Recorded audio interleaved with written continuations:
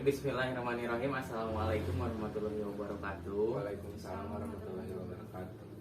Perkenalkan terlebih dahulu ya, nama Bapak Gani Wiharlan sebagai guru BK di SMA Negeri 1 Cililin ya. Iya Pak. Sebelum kita memulai kegiatan kali ini, kegiatan bimbingan kelompok kali ini, alangkah baiknya kita berdoa terlebih dahulu ya. Siapa yang memulai doanya?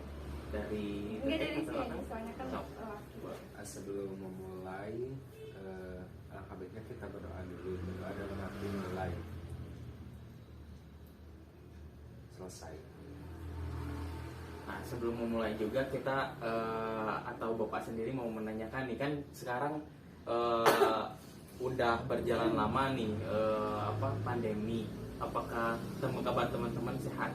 Alhamdulillah sehat. Sehat Pak. Gimana sekolahnya? Lancar nggak? Enggak, biasa aja. Online? Iya, pusing. Pusing ya? Kalau gitu, kalau misalnya pusing kita ice breaking terlebih dahulu ya. Boleh. Kayak kalau misalkan Bapak pegang mata misalkan tapi nyebutnya beda, nah nanti kalau misalkan kalian ngikuti Bapak itu kalian salah gitu, masih belum fokus ya. Siap. So, kayak gini. Iya betul. Jauh. Mata. Udah fokus ya, udah mulai fokus ya. Harus cepat tapi harus cepat. Cepat dapat. Nah, hidung. Tuh, katanya masih belum fokus nih. Ya, dong. Sekali lagi ya, sekali lagi. Harus fokus, benar-benar fokus. Lihatnya ke Bapak tuh. Gimana kan?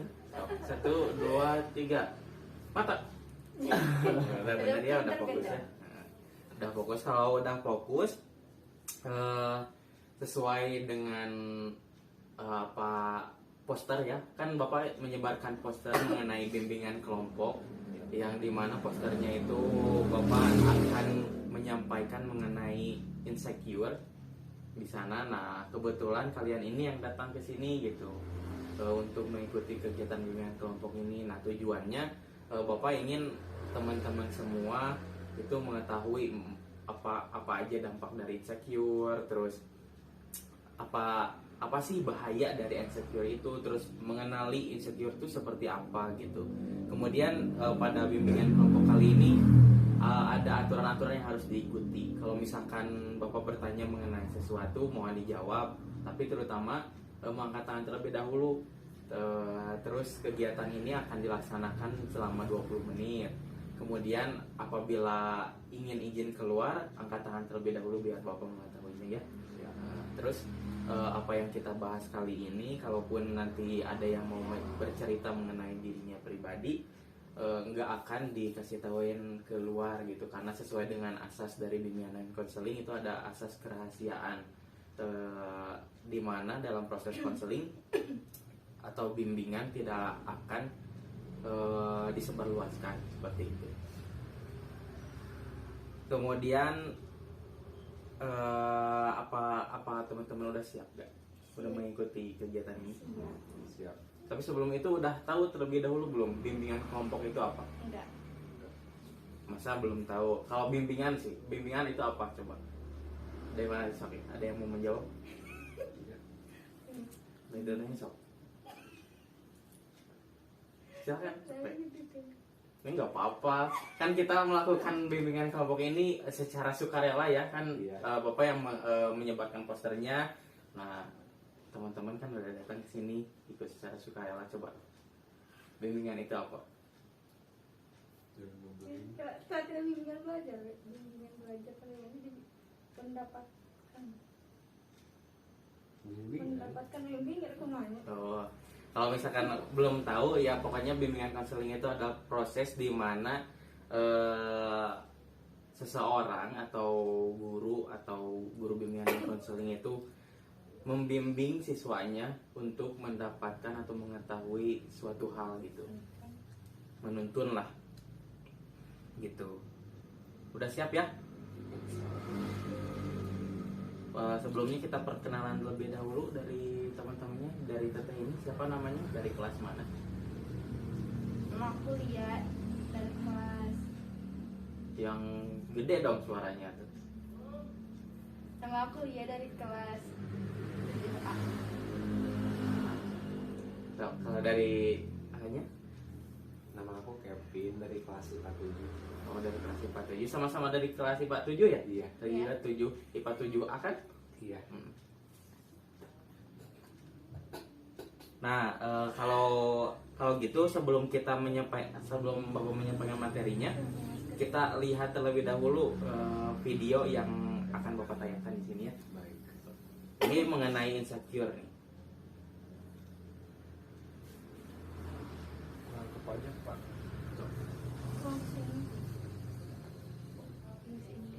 Nah, setelah melihat video tadi mengenai insecure nih, Bapak mau tanya terlebih dahulu, apa sih yang kalian pahami mengenai insecure setelah melihat dari video tadi?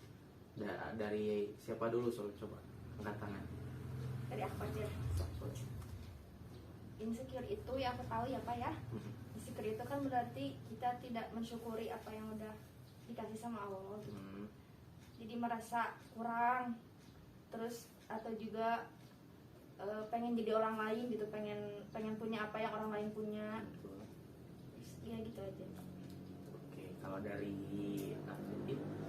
Kalau dari aku insecure itu bikin seorang itu minder. Jadi dampaknya bisa kepikiran, psikisnya, jadi kepikiran sampai terpuruk. Kenapa aku gini? Kenapa aku gitu? Contohnya misalkan aku gendut, orang lain kurus atau body ideal, aku pengen kayak gitu, terus aku insecure banget, kepikiran pengen kayak gitu, tapi aku susah gitu. Dampaknya bisa kayak gitu.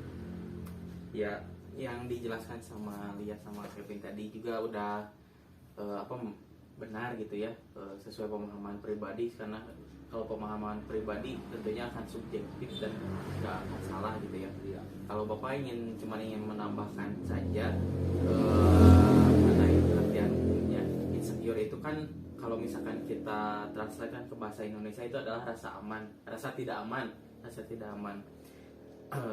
Kalau misalkan di sini menurut Asta itu artinya adalah tindakan dari adanya emosi apabila kita menilai diri kita menjadi seorang inferior dari orang lain.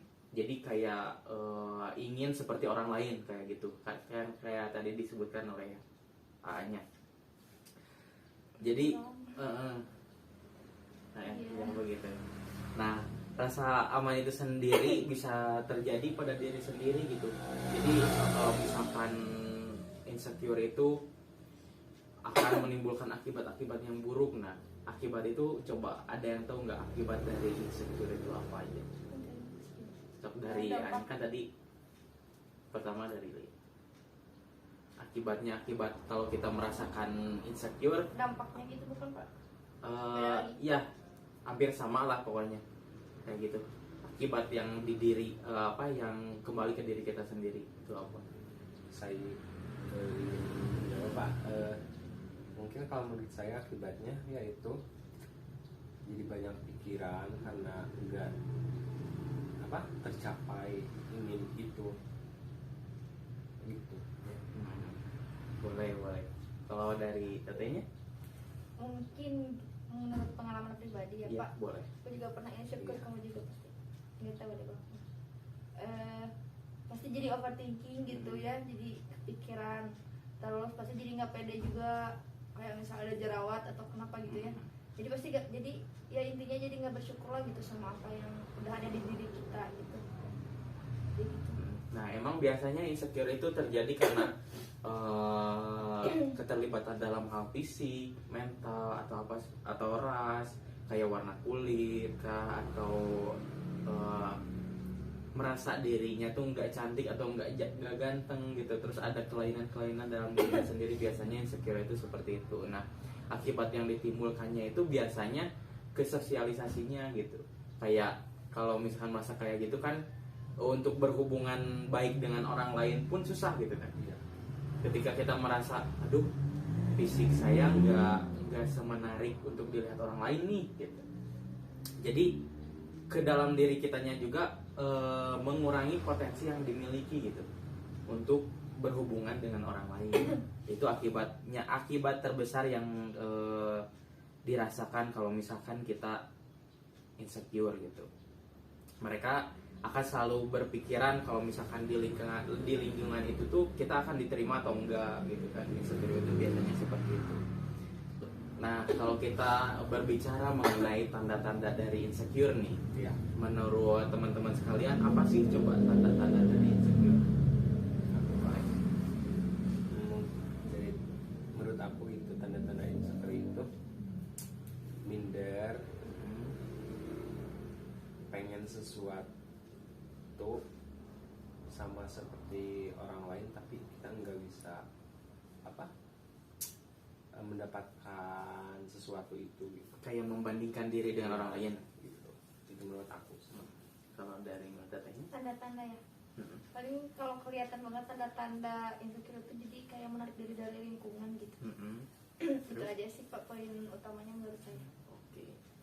Nah, iya betul yang dikatakan sama Teteh sama Aanya juga emang benar.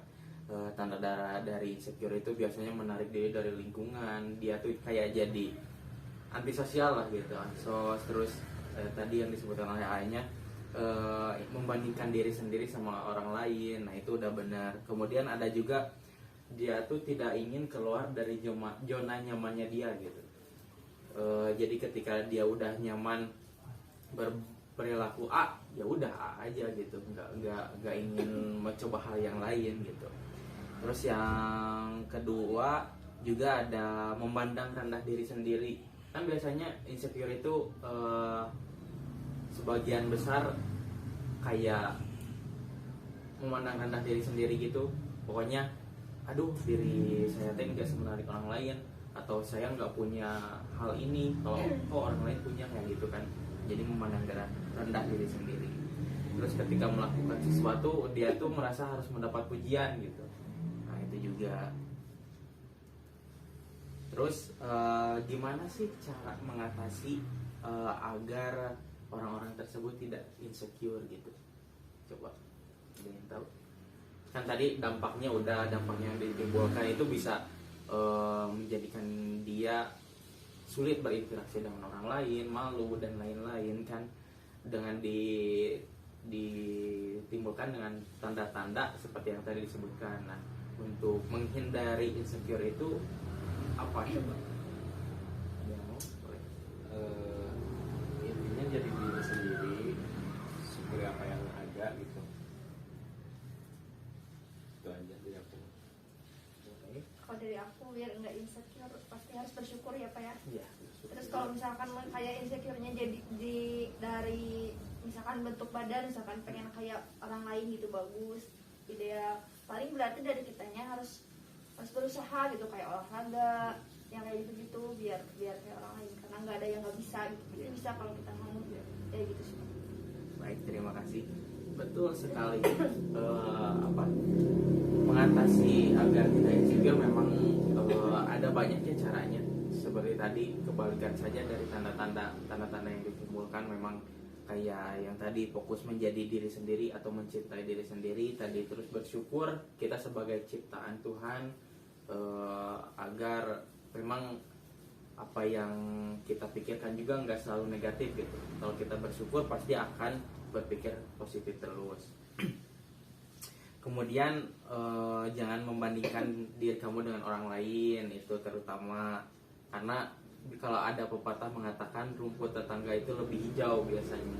Padahal kan kita juga sama merawat rumput tersebut gitu. Berarti artinya kita juga sama-sama merawat diri kita sendiri. Kita juga sama-sama manusia yang diciptakan oleh Tuhan gitu kan. Kemudian kamu harus punya teman-teman yang mengelilingi kamu secara suportif. Atau enggak, mungkin katanya udah punya pacar. Kalau udah punya pacar biasanya selalu disupport kan sama pacarnya gitu. Hanya juga kalau sama pacarnya atau sama sahabat-sahabatnya gitu. Terus juga harus menemukan kelebihan dan keunikan dari diri kamu sendiri. Tapi ketika kamu pertama udah merasa insecure, biasanya itu kayak kalau dianalogikan adalah sebuah box yang terkunci gitu kalau kamu insecure itu. Padahal di dalam diri kamu itu banyak sekali potensi-potensi yang bisa kamu maksimalkan. Nah, ketika kamu mendobrak rasa insecure itu gitu, mengatasi insecure itu, kamu kayak merusak gemboknya, jadi box itu terbuka. Nah, maka potensi yang ada di dalam diri kamu itu keluar semua maksimal. Nah, di sana nanti maka kayak kelebihan dan keunikan kamu sendiri itu akan kamu temukan gitu sih. Kalau untuk materinya mungkin segitu saja. Saya rasa cukup untuk pertemuan kali ini. Coba kita simpulkan terlebih dahulu, coba dari tetehnya. Untuk pertemuan sekarang gimana? Yang bisa aku simpulkan yang bisa dari apa yang kita tadi gitu ya. Jadi perbanyak bersyukur gitu, jangan insecure. Terus kalau misalkan kita ngerasa insecure, cepat-cepat gitu tangani rasa insecure-nya biar hilang. Kayak tadi misalkan ya berusaha kalau mau mendapatkan apa yang orang lain tapi di kita nggak ada gitu, ya berarti kita harus berusaha dapetin itu. Ya gitu sih paling. Kalau dari Anya pemahamannya gimana? Kesimpulannya? Kalau kesimpulan dari saya, intinya jadi diri sendiri, jangan goyah hati, sama buktiin kalau diri sendiri itu bisa. Iya, oke, baik. Terima kasih ya untuk teman-teman udah mengikuti bimbingan kelompok kali ini. Semoga apa yang kita bahas kali ini, apa yang kita diskusikan kali ini bermanfaat untuk kita pribadi, khususnya untuk Bapak, umumnya untuk teman-teman semua ya. Iya. Kemudian kalau misalkan ada bimbingan yang lain, saya mohon atau Bapak mohon kepada teman-teman sekalian untuk mengikuti lagi ya untuk materi selanjutnya gitu. Kalau begitu kita akhiri aja kegiatan kali ini dengan berdoa, karena awalnya dari A, berdoanya silahkan diakhiri. Sebelum mengakhiri acara bimbingan kelompok ini, mari kita berdoa dalam hati mulai. Selesai. Baik. Terima kasih. Assalamualaikum warahmatullahi wabarakatuh. Waalaikumsalam warahmatullahi wabarakatuh.